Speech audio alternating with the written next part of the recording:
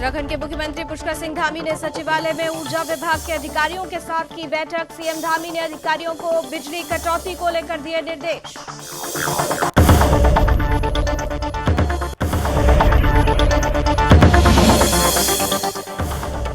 उत्तराखंड में तापमान में बढ़ोतरी के साथ ही बढ़ रही वनाग्नि की घटनाएं। जंगलों की बेकाबू आग को बुझाने के लिए वन विभाग लगातार प्रयासरत।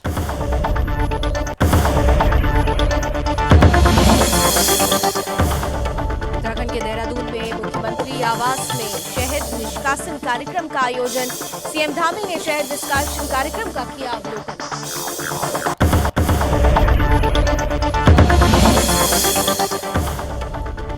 कमिश्नर दीपक रावत ने पिथौरागढ़ स्थित जिला कार्यालय का किया निरीक्षण। विभिन्न अनुभागों में राजस्व अभिलेखों की गहनता से की जांच।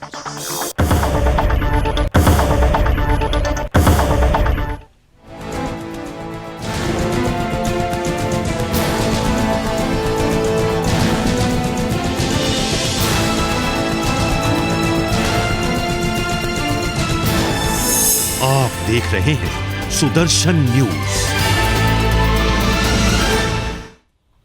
नमस्कार, अपना उत्तराखंड देख रहे हैं आप। आपके साथ मैं हूं लावनी विनीत। बुलेटिन की शुरुआत करते हैं और सबसे बड़ी और अहम खबर है, क्योंकि भगवान बद्रीनाथ से जुड़ी हुई ये खबर है, जहां करोड़ों हिंदुओं की आस्था का केंद्र भगवान बद्रीनाथ के अभिषेक के लिए नरेंद्र नगर के राज दरबार में नगर की सुहागिन महिलाओं की तरफ से मूसल और सिलबट्टे से तिल का तेल निकाला गया। दरअसल ये एक बहुत पुरानी परंपरा है, सनातन परंपरा है। मंदिरों का कपाट, बद्रीनाथ भगवान का कपाट खुलने से पहले उत्तराखंड की महिलाएं इस परंपरा का निर्वहन करती हैं। हिंदुओं के सर्वोच्च तीर्थ के रूप में स्थापित धरती पर बैकुंठ धाम कहे जाने वाले बद्रीनाथ धाम के ग्रीष्मकालीन पूजा पाठ के दौरान परंपरागत ढंग से बद्री विशाल के लेप और अखंड ज्योति के लिए तिल का तेल ये निकाला जाता है। जो प्रक्रिया महिलाओं द्वारा की जाती है, ये सदियों पुरानी परंपरा है।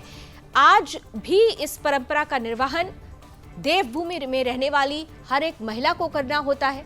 तिल का तेल महाराजा की पुत्री श्रीजा शाह अरोड़ा की अगुवाई में नगर की 60 से अधिक सुहागिन महिलाओं द्वारा पीले वस्त्र धारण कर मूसल व सिलबट्टे से परंपरागत तौर तरीकों को अपनाते हुए हाथों से निकाला जाता है, जिसकी तस्वीरें आपके सामने हैं। इस मनभावन तस्वीर को देखने के लिए आपको बता दें कि ये तस्वीर विश्व प्रसिद्ध है, क्योंकि बैकुंठ धाम की इस परंपरा का निर्वहन सदियों से चला आ रहा है। Guinness book of world record में भी इस परंपरा का जिक्र आया है। याद होगा आपको कि यहाँ पर एक साथ लाखों महिलाओं ने तिल का तेल निकाला था बैकुंठ धाम के द्वार कपाट खुलने से पहले।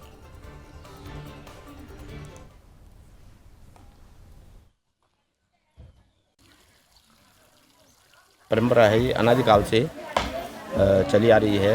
ये जो हमारे जगतगुरु शंकराचार्य महाराज हुए हैं, उन्होंने इस परंपरा को राज परिवार को दिया है और तब से राज परिवार इस परंपरा का निर्वाह करते हुए आ रहा है। इसका जो शुभ मुहूर्त होता है, बसंत पंचमी को निर्धारण किया जाता है और आज का ये शुभ मुहूर्त राज परिवार की जो प्रथम महिलाएँ हैं, वो अपने हाथों से सबसे पहले तिल को भून करके, फिर उसको कूट करके उससे तिल से तेल निकाल करके फिर इस तेल को पकाया जाता है। इसमें अनेक प्रकार की जो औषधियाँ हैं उनको डाला जाता है।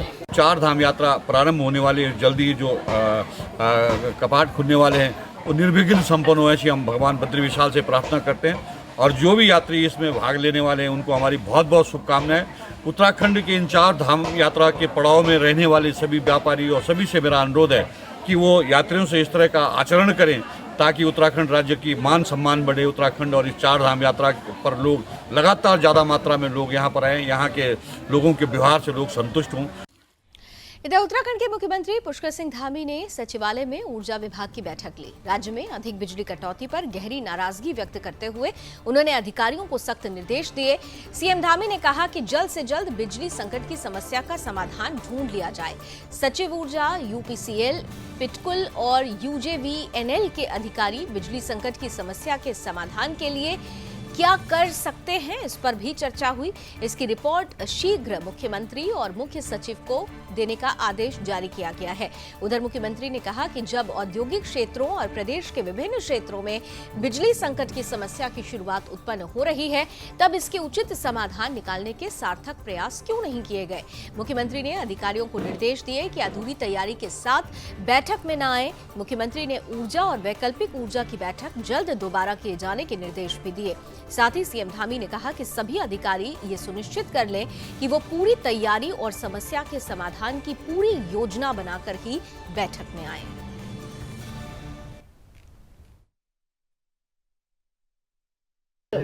ऊर्जा के संबंध में पिछले कुछ दिनों से कुछ विद्युत कटौती और तमाम चीजें देश के अंदर जो चीजें आई हैं उन्हीं को लेकर हम लोगों ने आज इस पर पूरी तरह से आज गहन समीक्षा की है और जल्दी से जल्दी विभाग को निर्देशित किया है कि जो क्राइसिस है उस क्राइसिस का मैनेजमेंट किया जाए और जित भी जरूरत है, अगर कहीं हमें भारत सरकार से बात करने की आवश्यकता पड़ेगी तो हम भारत सरकार से भी बात करेंगे, अन्य पुलों से बिजली देने की जरूरत पड़ेगी करेंगे।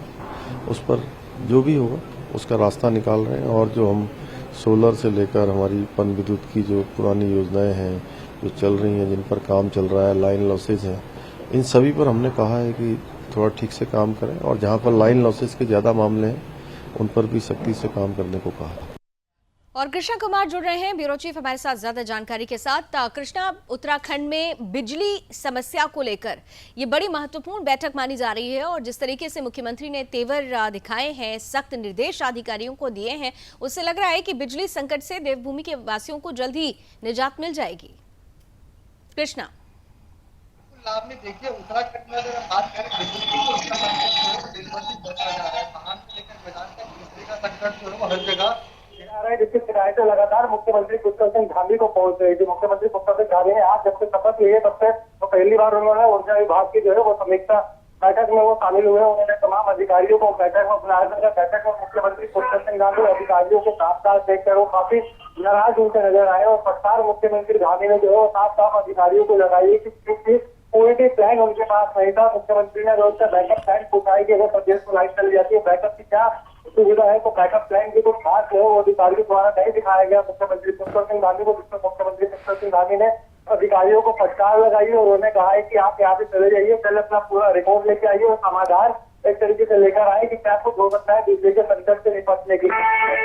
जब से गर्मियां बढ़ी है, लोगों के घर में एसी भी चल जाते हैं, बड़े बड़े कूलर चल जाते हैं, जिससे बिजली का संकट जो है वो काफी ज्यादा हो जाता है। क्योंकि प्रदेश की अगर बात करें तो 45 मिलीमीटर की बिजली की आवश्यकता होती है, वो 15 दिन नहीं मिल पा रही है। काफी दिनों से इस पर चर्चाएं भी चल रही है। समानता यूपीसीएल की बात करें चाहे फिक्सुल की बात करें, सभी विभाग इस समस्या का समाधान ढूंढने में लगा हुआ है, लेकिन ऊर्जा विभाग पूरी तरीके से नदारद हमको दिख रहा है, जिस वजह से आज मुख्यमंत्री पुष्कर सिंह धामी ने समीक्षा बैठक की और अधिकारियों को तमाम फटकार उन्होंने लगाई। अब देख रहा होगा कि सीएम धामी की आज की फटकार कितने जल्दी प्रदेश की जनता को बिजली के संकट से राहत देती है। कृष्णा, कुछ दिन पहले ही यूपीसीएल के डायरेक्टर की तरफ से एक स्टेटमेंट आया था कि उनको इसलिए बिजली की समस्या ज्यादा हो रही है क्योंकि बाहर से बिजली खरीदनी पड़ रही है और जो बाहर से बिजली खरीदी जा रही है उसके रेट बहुत हाई है। इसे लेकर क्या कुछ नियमावली तय की गई है? बिजली उत्पादन के क्षेत्र में बढ़ोतरी हो, ना केवल बिजली खरीदने पर जो जोर देने की बात कही गई थी डायरेक्टर की तरफ से, और सरकार अब ये कोशिश कर रही है कि बिजली उत्पादन में बढ़ोतरी हो, तो इसे लेकर क्या कोई खास योजना की चर्चा भी की गई है इस बैठक में? बिल्कुल, आपने देखिए पिछले दिनों जो है बयान आया था ऊर्जा विभाग के सचिव का, जिन्होंने कहा था कि हम दूसरे राज्यों से बिजली खरीदने की जो है वो बातचीत कर रहे हैं, लेकिन अगर हम दूसरे राज्यों की बात करें तो उत्तराखंड से वो उनमें बहुत ज्यादा रेट जो है वहाँ पर है, जिस वजह से उत्तराखंड सरकार जो है बिजली वहाँ से खरीदने में सफल नहीं हो पा रही है। लेकिन मुख्यमंत्री पुष्कर सिंह धामी ने आज इस तरीके से फटकार लगाई और अधिकारियों को कहा है कि अपने जो भी आपको इसके समाधान करने के प्लान लगते हैं वो आप खुद लेके आइए, उस पर फिर विचार किया जाएगा। मुख्यमंत्री पुष्कर सिंह धामी खुद इस मामले को लेकर जो है वो चिंतित है, इसका समाधान ढूंढने के लिए वो लगातार अधिकारियों से बातचीत कर रहे हैं। हम कह सकते हैं कि अगले हफ्ते तक बिजली का संकट के समाधान का जो है वो उसका समाधान हो जाएगा। लाभनी तो कुल मिलाकर जो अभी विशेष योजना और योजना के क्रियान्वयन को लेकर ये कहा जा रहा था, क्या कोई डेडलाइन भी दी गई है? बिल्कुल, देखिए मुख्यमंत्री पुष्कर सिंह धामी ने आज तमाम अधिकारियों को फटकार लगाई है। उन्होंने कल तक का समय दिया है अधिकारियों की, कल दोबारा मेरे पास अपने तमाम समाधान लेके आए और जो बिजली की वजह से संकट हो रहे हैं बैकअप प्लान क्या है वो सभी रिपोर्ट बनाकर मेरे पास आए, फिर उस पर आगे की चर्चा करी जाएगी। तो इंतजार कल सुबह तक का करना पड़ेगा। जिस तरीके से मुख्यमंत्री पुष्कर सिंह धामी ने तमाम अधिकारियों को जो है वो टाइम दिया है, कल सुबह तक का देखना होगा कि अधिकारी किस तरीके से अपने रिपोर्ट जो है वो मुख्यमंत्री पुष्कर जी, सिंह धामी एक आखिरी सवाल हैं। कृष्णा, इस खबर से जुड़ी हुई फिलहाल आप वैसे तो बने रहिएगा क्योंकि अगली खबर पर भी आपसे ही जानकारी लेनी है, लेकिन इस खबर से जुड़ी हुई एक आखिरी जानकारी मैं आपसे चाहती हूँ, क्योंकि लगातार हम सोशल मीडिया पे देख रहे थे टोल फ्री नंबर जारी किया गया था उत्तराखंड में बिजली विभाग की तरफ से, और ये शिकायतें आ रही थी कि वो नंबर काम नहीं करता। क्या इसे लेकर भी कोई स्टेप उठाया जाएगा? बिल्कुल, देखिए निश्चित तौर पर है कि उधर विभाग की तरफ से हेल्पलाइन नंबर जारी किया गया था, लेकिन इससे लोग हम कह सकते हैं कि उत्तराखंड में बिजली का संकट इतना ज्यादा हो रहा है कि शिकायतें उत्तराखंड के हर एक कोने से आ रही थी, जिस वजह से टोल पार्टियों की लगना उसका संभव नहीं हो पाया थी। लेकिन मुख्यमंत्री पुष्कर सिंह धामी ने साफ कहा है कि हेल्पलाइन नंबर से हम और सुधार जी, करेंगे। यानी कुल मिलाकर अधिकारियों की हीला हवाली अब बर्दाश्त नहीं की जाएगी। मुख्यमंत्री की तरफ से सीधे तौर पर सख्त निर्देश दिए गए हैं। बिजली संकट से उत्तराखंड के लोग जूझ रहे हैं, गर्मी जैसे जैसे बढ़ रही है वैसे वैसे बिजली संकट भी बढ़ रहा है, इसीलिए खास तौर से आज बिजली विभाग के मुख्य अधिकारियों के साथ मुख्यमंत्री ने बैठक की है और उम्मीद है कि जो समस्याएं हैं उनका निपटारण जल्द से जल्द उनका निस्तारण भी हो जाएगा। और इसी के साथ अब आगे बढ़ते हैं, क्योंकि बिजली की बात हो रही है और बिजली संकट पैदा क्यों हो रहा है, क्योंकि तापमान लगातार बढ़ रहा है। अब तापमान बढ़ रहा है तो एक तरफ बिजली संकट है तो दूसरी तरफ वनाग्नि की समस्याएं भी बढ़ रही हैं। उत्तराखंड में तापमान में बढ़ोतरी के साथ ही वनाग्नि की घटनाएं लगातार बढ़ रही हैं। जंगलों की बेकाबू आग को बुझाने के लिए वन विभाग पूरी कोशिश कर रहा है। हालांकि मुख्यमंत्री पुष्कर सिंह धामी लगातार मॉनिटरिंग भी कर रहे हैं। वन विभाग के अधिकारियों को आग पर काबू पाने के लिए दिशा निर्देश भी दिए जा रहे हैं।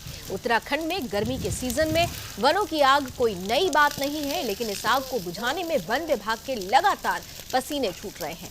फायर सीजन में जंगलों की आग पर काबू पाने के लिए वन विभाग को काफी मशक्कत करनी पड़ रही है। अल्मोड़ा, पिथौरागढ़, चंपावत, नैनीताल, पौड़ी, टिहरी, रुद्रप्रयाग, चमोली जिले में तमाम स्थानों पर जंगल सुलग रहे हैं, जहां जरूरत पड़ने पर एसडीआरएफ की मदद भी ली जा रही है। अगर हालात और बिगड़े तो वायुसेना की सहायता भी ली जाएगी। उधर मुख्यमंत्री पुष्कर सिंह धामी की लगातार वन विभाग के अधिकारियों के साथ मीटिंग हो रही है। जंगलों की आग पर काबू पाने के लिए दिशा निर्देश जारी किए जा रहे हैं। सीएम धामी ने आपदा प्रबंधन विभाग और वन विभाग के अधिकारियों को जंगल में आग की घटनाओं को रोकने के लिए हर संभव प्रयास करने के निर्देश दिए हैं। उन्होंने इन घटनाओं को रोकने के लिए जन सहयोग के साथ ही लोगों को जागरूक करने को भी कहा है। गर्मी के इस सीजन से उत्तराखंड के जंगल धधक रहे हैं। प्रदेश में जंगलों में आग की 721 घटनाएं हो चुकी हैं, जिनमें कुल 1020 हेक्टेयर वन क्षेत्र प्रभावित हुआ है। वहीं वन विभाग के अधिकारी आग बुझाने के लिए काफी मशक्कत कर रहे हैं। पहाड़ में विकराल होती जंगल की आग को देखते हुए वन विभाग ने हाई अलर्ट भी जारी कर दिया है। कृष्णा हमारे साथ बने हुए लगातार। कृष्णा, ये कोई पहली घटना नहीं है, ये इस साल की घटना नहीं है, हर वर्ष ये घटनाएं होती हैं, हर वर्ष वनाग्नि से काफी नुकसान होता है, लेकिन हर वर्ष एक और प्रक्रिया होती है। वो प्रक्रिया होती है मंथन की, चिंतन की, वो प्रक्रिया होती है बैठक की। नतीजा कोई कुछ क्यों नहीं निकल पाता है?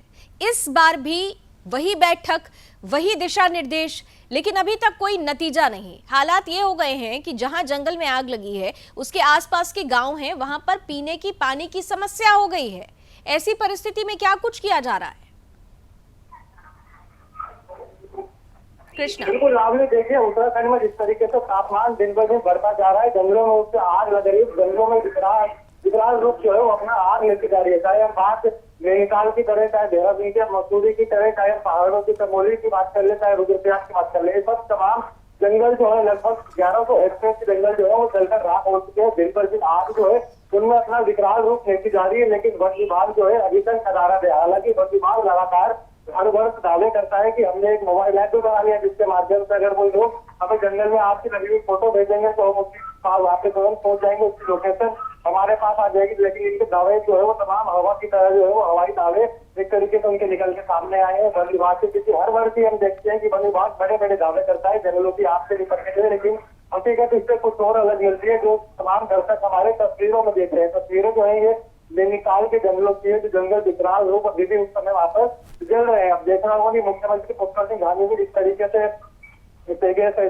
ध्यान लगाए बैठे हैं, अपना पूरा इस पूरे चर्चाओं पर और अधिकारियों के साथ भी लगातार वो समीक्षा बैठक कर रहे हैं, उनको तमाम निर्देश दे रहे हैं। लेकिन वो निर्देश आखिर कब काम पर आएंगे, ये अधिकारियों के ऊपर एक बड़ा सवाल है। और अधिकारी खुद एक तरीके से लापरवाही समय समय पर बरतते आ रहे हैं, क्योंकि कुछ दिनों पहले जब मुख्यमंत्री को कभी घायल वन विभाग के साथ मिलकर हरकत करी थी, तो वन विभाग के अधिकारियों ने निर्देश बयान दिए थे अपने कि हर एक बीच पर जो है वो वन दौड़ों का तैनात रहेगा। लेकिन जब ग्रामीण वन विभाग को फोन करते हैं कि हमारे क्षेत्र में आग लग गई है, तो घंटों तक वन विभाग का कोई कर्मचारी उनके क्षेत्र में नहीं पहुंचता है, जिसके बाद जो है परेशान और वहाँ के ग्रामीण खुद ही एक लेटर का जिक्र कृष्णा एक लेटर का जिक्र जरा यहाँ करना चाहेंगे। ये कहा जा रहा है कि जिलाधिकारियों को निर्देश दिया गया था, अपने जो 8 महत्वपूर्ण जिले हैं वहां पर सबसे ज्यादा वनाग्नि की ये घटनाएं हो रही हैं, लेकिन वहीं पर ही 8 जो जिले हैं वहां के जिलाधिकारियों को ये पत्र दिया गया था, क्योंकि वहां पर पराली जलाई जा रही है किसानों के द्वारा, इसलिए भी वनाग्नि की घटना हो रही है। दूसरी तरफ पारा भी लगातार बढ़ रहा है, इसलिए वनाग्नि की घटना हो रही है। तो ये दो बातें, क्या इन दो बातों में ही पूरी इस घटना को उलझाकर रखने की प्रक्रिया जारी है, या फिर इन घटनाओं पर रोक के लिए जिलाधिकारियों द्वारा अब रूपरेखा तैयार कर ली गई है? 48 घंटे पहले ही जिलाधिकारियों को एक खास तौर से निर्देश दिया गया था, 48 घंटे के बाद एक लेटर सामने आ जाता है कि पराली की वजह से ये हो रहा है। वजह क्या है ये अलग बात है, वजह का निस्तारण क्या हो इसे लेकर क्या कोई रूपरेखा तैयार की गई?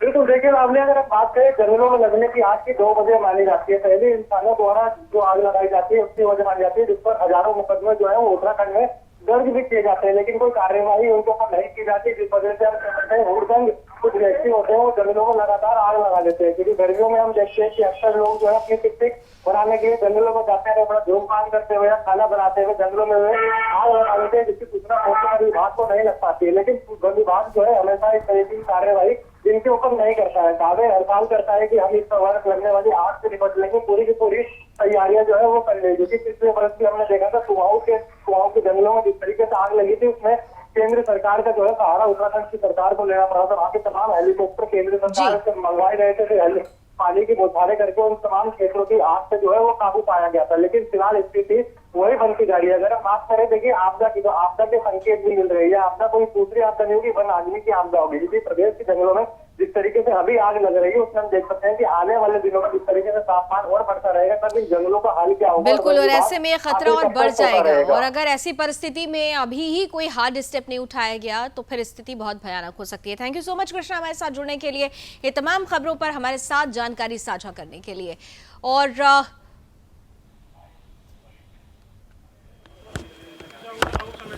आग के मूलतः 2-3 वजहें ही हैं। एक तो आमतौर पे जो जितनी भी आग उत्तराखंड में लगती है उसमें से ज़्यादातर जो है मानव जनित है। लोग गलती से बीड़ी, सिगरेट इत्यादि कुछ जलता फेंक देते हैं, और जो हमारा ऑर्गेनिक मैटर जंगल में पड़ा हुआ है वो एकदम ही सूखा है, और जैसे ही वो इस अग्नि के उसमें आता है, कांटेक्ट में आता है, तो फिर वनाग्नि लग पड़ती है। और फिर उसकी सूचना जैसे ही हमारे क्रूज स्टेशंस को, मास्टर कंट्रोल रूम को किसी भी माध्यम से प्राप्त होती है, तो तत्काल वहाँ पे टीम जा करके उस आग को बुझाने का काम करती है। नहीं, कल उस पर भी हमने चर्चा करी है, और उसके लिए भी जो है जो जरूरी इंतजाम है वो किए जा रहे हैं। किस तरह के इंतजाम? जो आग लग रही है उस आग को कम करने के लिए, उसको बुझाने के लिए। मुख्यमंत्री कह रहे हैं कि जल्द से जल्द इस पर समस्या पर भी पार पा लिया जाएगा। उधर उत्तराखंड के देहरादून में मुख्यमंत्री आवास में शहद निष्कासन कार्यक्रम का आयोजन किया गया। इस दौरान मुख्यमंत्री पुष्कर सिंह धामी ने शहद निष्कासन कार्यक्रम का अवलोकन किया। इस दौरान लगभग 25 किलोग्राम शहद निकाला गया। इस बीच मुख्यमंत्री ने उद्यान विभाग के अधिकारियों को निर्देश दिए कि मौन पालन को पायलट प्रोजेक्ट की तरह लिया जाए। साथ ही चंपावत जिले में हाईटेक मौन पालन प्रशिक्षण केंद्र की स्थापना की जाए। मौन पालन की संभावनाओं के संबंध में पीपीटी के माध्यम से विस्तृत विवरण उपलब्ध कराया जाए। मुख्यमंत्री ने उद्यान प्रभारी दीपक पुरोहित को मुख्यमंत्री आवास परिसर और परिसर से बाहर खाली स्थानों पर मौन पालन के लिए उपयुक्त स्थान का चयन करने के निर्देश दिए हैं। मुख्यमंत्री ने निर्देश दिए कि मुख्यमंत्री आवास परिसर को औद्योगिक क्रियाकलापों का उत्कृष्ट मॉडल के रूप में विकसित किया जाए, ताकि आवास में आने वाले आगंतुकों को औद्यानिकी से संबंधित उन्नत तकनीकों की जानकारी प्राप्त हो सके।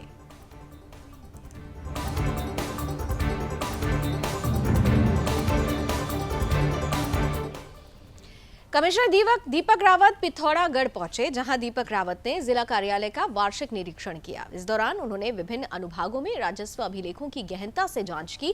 कुमायूं आयुक्त ने अनुभागों में राजस्व अभिलेखों का सुव्यवस्थित ढंग से रखरखाव पर प्रसन्नता जाहिर करते हुए मौजूदा व्यवस्थाओं पर संतोष व्यक्त किया। वहीं कमिश्नर ने राजस्व न्यायिक अभिलेखागार का निरीक्षण के दौरान दाखिल खारिज पंजिका, अधियाचन पंजिका, सीमांत ग्राम मार्चा का बंदोबस्त, नक्शा और सूची का गहनता से निरीक्षण किया। साथ ही जिला कार्यालय की स्थिति और नक्शे की भी जानकारी ली। उन्होंने निर्देश दिए कि जिस भूमि पर जिला कार्यालय भवन बना है उसका नक्शा अलग से भी रखें। इसके बाद उन्होंने नजारत अनुभाग में पुरानी और नीलाम सामग्री, स्टॉक पंजिका, साथ ही वाहनों के अनुरक्षण रिकॉर्ड की भी जांच की। खनन अनुभाग में मुख्य खनिज के पट्टे, उप खनिज और गौण खनिज पट्टों का निरीक्षण करते हुए संचालित पट्टों के संबंध में जानकारी ली। आबकारी विभाग में विदेशी मंदिर की दुकानों के बकायेदारों के बारे में भी पूछा, जिस पर जिलाधिकारी डॉक्टर आशीष चौहान ने कहा कि सभी दुकानों से समय पर अधिभार जमा किया जा रहा है। इसके उपरांत कमिश्नर ने शस्त्र अनुभाग का भी निरीक्षण किया। उन्होंने जनपद में जारी किए गए शस्त्रों के लाइसेंस, नवीनीकरण और शस्त्रों की दुकानों की विस्तृत रूप से जानकारी ली।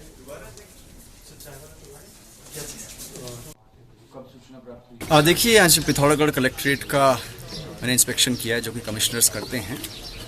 और आप जानते हैं कि कलेक्ट्रेट जो एडमिनिस्ट्रेटिव एक तरह से यूनिट है, हेड है डिस्ट्रिक्ट की, सभी तरह के कोऑर्डिनेशन में, सभी तरह के डायरेक्शंस में, आपदा में, रेवेन्यू मैनेजमेंट में। तो इसके तहत पहले मैंने रिकॉर्ड रूम को देखा, यहाँ पे पुराने बस्ते खुलवा के देखे अलग अलग गाँव के, उसमें जो पुराने सेटलमेंट के दस्तावेज हैं वो देखे, और उसको जो मेंटेन करने का तरीका है उसको देखा, जो कि काफ़ी अच्छा है। और इनके जो रिकॉर्ड्स हैं वो भी अपडेटेड हैं। जो तहसीलों में दाखिल होते हैं, एसडीएम कोर्ट्स में निर्णय होते हैं, उनका भी जो संकलन होता है वो भी उचित तरीके से रखा गया है। इधर उत्तराखंड के मुख्यमंत्री पुष्कर सिंह धामी अपने तय कार्यक्रम के अनुसार चंपावत के पूर्व विधायक कैलाश गहतोड़ी के साथ जनपद के सीमांत मंच क्षेत्र पहुंचे, जहां आम जनता और कार्यकर्ताओं ने सीएम धामी का जोरदार स्वागत किया। इस दौरान सीएम धामी ने लगभग 5 किलोमीटर पैदल मार्ग से चलकर पौराणिक गोरखनाथ मंदिर में दर्शन किए। मंदिर में दर्शन के बाद मुख्यमंत्री धामी ने पार्टी कार्यकर्ताओं को क्षेत्रीय जनता को संबोधित करते हुए क्षेत्र के लिए भविष्य में किए जाने वाले कुछ विकास कार्यों की जानकारी दी। संबोधन के बाद मुख्यमंत्री धामी ने क्षेत्रीय कार्यकर्ताओं के साथ बैठक करते हुए क्षेत्र और प्रदेश के समग्र विकास की बात कही। धामी ने कहा कि जब तक प्रदेश के 13 जिले विकास के पथ पर नहीं चल पड़ते, तब तक प्रदेश का विकास संभव नहीं है। हम इसके लिए हर संभव कदम उठाएंगे। साथ ही उन्होंने कहा कि अगर जरूरत पड़ी तो केंद्र सरकार से भी मदद ली जाएगी। जल्द से जल्द आप देखेंगे कि प्रदेश विकास की राह पर आगे बढ़ रहा होगा। मुख्यमंत्री धामी ने कहा कि चंपावत जनपद की उत्तराखंड में अलग ही पहचान बनेगी और चंपावत उत्तराखंड के मानचित्र में अलग ही चमकेगा। कुल मिलाकर मुख्यमंत्री पुष्कर सिंह धामी ने गुरु गोरखनाथ के दर्शन के साथ ही साथ सीमांत मंच तामली क्षेत्र के मतदाताओं की नब्ज को भी टटोला, क्योंकि मंच क्षेत्र को कांग्रेस का गढ़ माना जाता है और मुख्यमंत्री पुष्कर सिंह धामी ने उपचुनाव चंपावत विधानसभा क्षेत्र से ही लड़ना है। खटीमा से विधानसभा चुनाव हारने के बाद मुख्यमंत्री धामी अपने हर कदम को फूंक फूंक कर रख रहे हैं। ये मेरे लिए कोई नया चित्र भी नहीं है, क्योंकि मेरा बचपन इन्हीं सब में बीता है, यहीं बीता है। इसलिए अनेकों स्थानों से बहुत सारे अन्य विधायक साथियों के भी प्रस्ताव आए थे, उस क्षेत्र के लोगों का भी आए थे। लेकिन मुझे लगता है कि बाबा गोरखनाथ, बाबा गोलियो, हमारे माँ पूर्णागिरी, माँ बहराई, हिंगला देवी, सारे देवी देवताओं का यह आदेश हुआ। उन्होंने ही, मैं समझता हूँ कि यहाँ क्षेत्र की जनता की सेवा करने के लिए मुझे यहाँ इनको भी देखने दो, इनको भाई सबको, इनकी लेडीज। 2 से 3 दिनों तक उत्तराखंड में मैदान से पहाड़ तक मौसम में बदलाव देखने को मिल सकेगा। इस अवधि में पर्वतीय इलाकों में तेज गर्जना और ओलावृष्टि के साथ बारिश की संभावना है। पश्चिमी विक्षोभ सक्रिय होने के साथ बंगाल की खाड़ी से आ रही तेज हवा ने मौसम का मिजाज बदल दिया है। अगले 24 घंटे के दौरान उत्तरकाशी, रुद्रप्रयाग, चमोली, बागेश्वर और पिथौरागढ़ के ऊंचाई वाले इलाकों में तेज हवा के साथ बारिश के आसार हैं। मौसम विभाग की ओर से येलो अलर्ट जारी किया गया है। पर्वतीय इलाकों में बिजली गिरने के साथ ही साथ 50 से 60 किलोमीटर प्रति घंटा की रफ्तार से आंधी चलने की भी आशंका है। मौसम विभाग ने अनुमान जताया कि 2 से 3 दिनों में भारी बारिश और ओलावृष्टि की संभावना है। इस अवधि में पर्वतीय इलाकों में तेज गर्जना और ओलावृष्टि के साथ बारिश भी हो सकती है। राजधानी दून में आंशिक रूप से बादल छाए रहेंगे। यहाँ 40 किलोमीटर प्रति घंटे की रफ्तार से आंधी भी चल सकती है।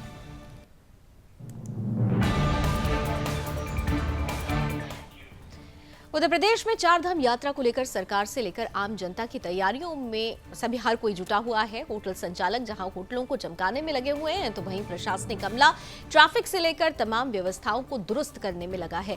श्रीनगर के कुछ युवा श्रीनगर को साफ सुथरा रखने के लिए जगह जगह जाकर कूड़ा उठाने का काम कर रहे हैं। उन्होंने अपनी टीम को एक नाम भी दिया है। इस सभी युवाओं की टीम को श्रीनगर गढ़वाल कनेक्ट के नाम से जाना जाता है। दरअसल इस टीम की तरफ से श्रीनगर गढ़वाल शहर भर में जगह जगह पड़े कूड़े को उठाने का काम करते हैं। अमूमन उनके दिन की शुरुआत श्रीनगर के घाटों, घूमने फिरने की जगहों, इन जगहों पर जहां पर कूड़ा ज्यादा होता है वहां से शुरू होती है। पहले तो लोग समझ नहीं पाते थे, लेकिन अब उनकी टीम जहां भी जाती है लोग उन्हें अप्रिशिएट करते हैं। वहीं चारधाम यात्रा के दौरान पर्यटक बड़ी संख्या में पहाड़ों की तरफ आते हैं, लेकिन वो यहां कूड़ा कचरा फेंक कर चले जाते हैं। लेकिन इस बार वो जगह जगह जाकर पर्यटकों को भी जागरूक करने का काम करेंगे, जिससे पहाड़ों को स्वच्छ और निर्मल रखा जा सके। वहीं इन युवाओं के इस प्रयास से स्थानीय युवा भी प्रेरित हो रहे हैं। गढ़वाल कनेक्ट नाम से हमारी टीम बनी है। स्वच्छ पहाड़ अभियान चल रहा है, जिसका आज 41वां हफ्ता है। और जैसे कि यात्रा शुरू होने वाली है, देश विदेश से पर्यटन हमारे क्षेत्र में आएंगे, तो इस प्रकार की अगर गंदगी वो लोग यहाँ पे देखेंगे, शराब की बोतलें सड़क पे पड़ी हुई, तो बहुत बुरा संदेश जो है हमारे प्रदेश के प्रति अन्य जगहों पर जाएगा। तो जितने भी लोग यहाँ पे लोकल के लोग भी यहाँ पे उठने बैठे घूमने आते हैं, तो हम सभी से अपील करना चाहेंगे कि जो ये आप बेवजह ही गंदगी, शराब की बोतलें सड़क के किनारे आप फैला रहे हैं, कृपया इस प्रकार का कूड़ा आप ना फैलाएं। ये उद्देश्य हमारा शुरू से ही और अभी तक चला आ रहा है, स्वच्छ पहाड़ अभियान के तहत, कि हम पहाड़ों को हमें स्वच्छ करना है। तो अभी चारधाम यात्रा शुरू होने वाली है, तो हमारे पहाड़ों में देखिए जगह जगह आपने देखा होगा कि बोतलें वगैरह पड़ी हैं, ये पड़ी हैं, गंदगी पड़ी है पूरी। तो हम सभी से अपील करेंगे कि सभी लोग इसको पहाड़ को स्वच्छ करें और साफ़ रखें, और आने वाले जो यात्री वगैरह हैं उनसे भी हम यही अपील करेंगे। अभी हमारा 41वां हफ्ता चल रहा है, लगातार चल रहा है। लगातार हम सभी लोग स्वच्छ पहाड़ अभियान के तहत पूरी मेहनत कर रहे हैं कि पहाड़ों को जितना हो सके उतना साफ करें। इधर आजादी के अमृत महोत्सव के तहत विकासखंड पौड़ी में स्वास्थ्य मेले का आयोजन किया गया। मेले का शुभारंभ स्थानीय विधायक और प्रदेश के स्वास्थ्य मंत्री डॉक्टर धन सिंह रावत ने किया। डॉक्टर धन सिंह रावत ने कहा कि स्वास्थ्य मेले में स्वास्थ्य से संबंधित सभी जांच मुफ्त करवाई जा सकती है। उन्होंने कहा कि स्वास्थ्य मेले में आंख, नाक, कान की जांच के लिए स्टॉल लगाए गए हैं, जिनमें सभी जांच निःशुल्क की जा रही है। उन्होंने कहा कि इन सभी स्टॉलों में अनुभवी डॉक्टर्स की ड्यूटी लगाई गई है, जिससे ग्रामीण इलाकों के लोगों की स्वास्थ्य जांच निःशुल्क की जा सके, साथ ही उन्हें दवाइयां भी यहां से निःशुल्क उपलब्ध की जा सके। उन्होंने कहा कि प्रदेश सरकार का मकसद है कि ग्रामीण इलाकों में स्वास्थ्य व्यवस्थाओं को बेहतर किया जाए, जिसके मद्देनजर पूरे प्रदेश भर में आजादी के अमृत महोत्सव की 75वीं वर्षगांठ के उपलक्ष्य में ये मेला आयोजित किया गया है। उन्होंने प्रदेशवासियों से अपील की कि सभी अपने नजदीकी सेंटर में लगने वाले स्वास्थ्य मेले का अधिक से अधिक संख्या में पहुंचकर लाभ उठाएं।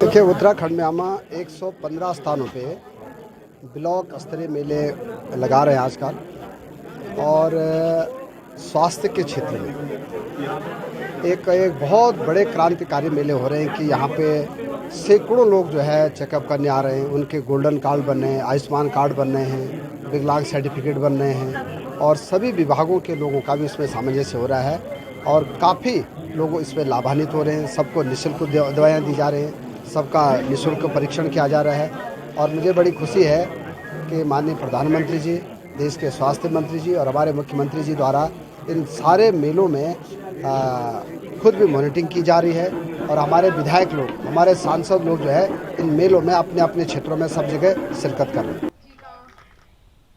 और चलिए इसी के साथ अपना उत्तराखंड में अभी बस इतना ही, लेकिन देश और दुनिया की तमाम खबरों के लिए आप जुड़े रहिए सुदर्शन न्यूज के साथ। जय हिंद। सुदर्शन न्यूज।